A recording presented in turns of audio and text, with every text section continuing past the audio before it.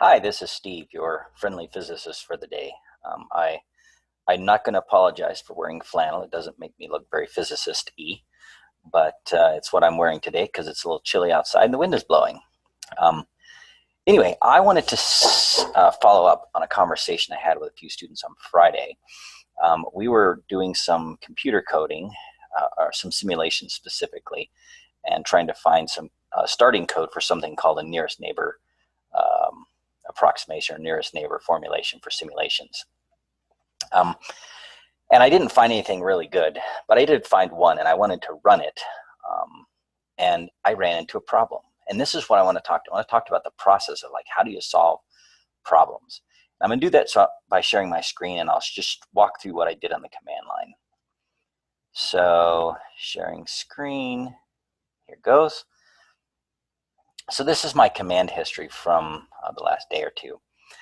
You'll notice on line 1265 that I changed directories to Games for Geeks, and then I changed the directory code. And then I ran this command, gcc nn starter.c.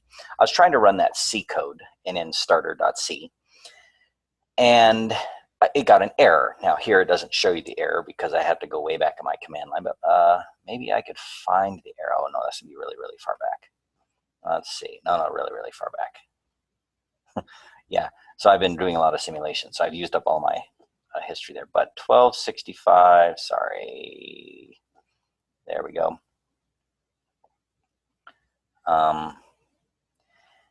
And so it got an error. I typed the GCC command, and I haven't used GCC in quite a while. I can't remember exactly how to use it, but it gave me an error, and the error involved not having a library.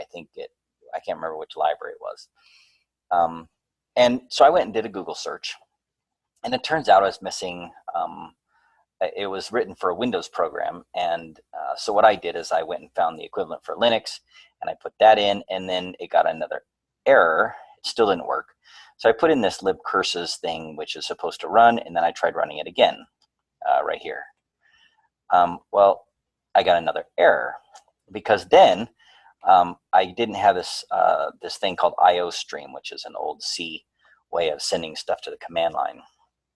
And I tried changing my path, and I tried running it again, and then I changed my path again, and it still didn't work. And I Google searched a couple more times, and then I put in this GCC and then starter blah blah blah, and it didn't work again. So then I changed the file name. Notice here that there's a little slashy thing in a space. That means there's a space in the name. So I put an underscore instead, and that also gave me an error. And then finally I put in G++. Well, G++ is the GNU C++ command line compiler, and it finally didn't have any errors when I ran it. So evidently it linked a little better, had better path definitions and things. And it made a little output file called a.out. So I typed in A, and that didn't run anything. So I tried a.out, that didn't run anything. And then I remembered, oh yeah, you got to put a // on. And so I ran this, and sure enough, it ran. And when it did, then I decided, well, maybe I could figure out how to rename the file. So a.out is the standard output name for a C file for the GCC compiler if you don't give it one. So then I gave it a name here, and it was wrong, and so I did it again, and it was wrong. And finally, I got it right here.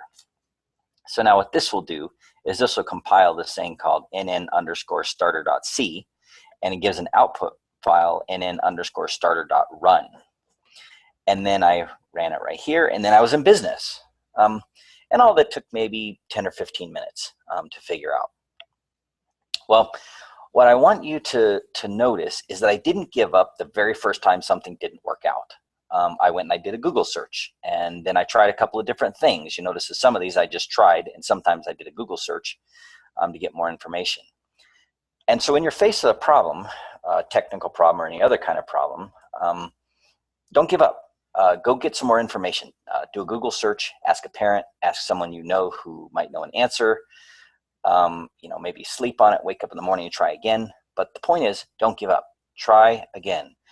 People who succeed don't give up the first time they hit a roadblock. They try again, and they try again, and they try again until they get it right, until they get it fixed. So that's what I wanted to tell you today. Thank you for joining me for this little thing, and I'll talk to you again soon.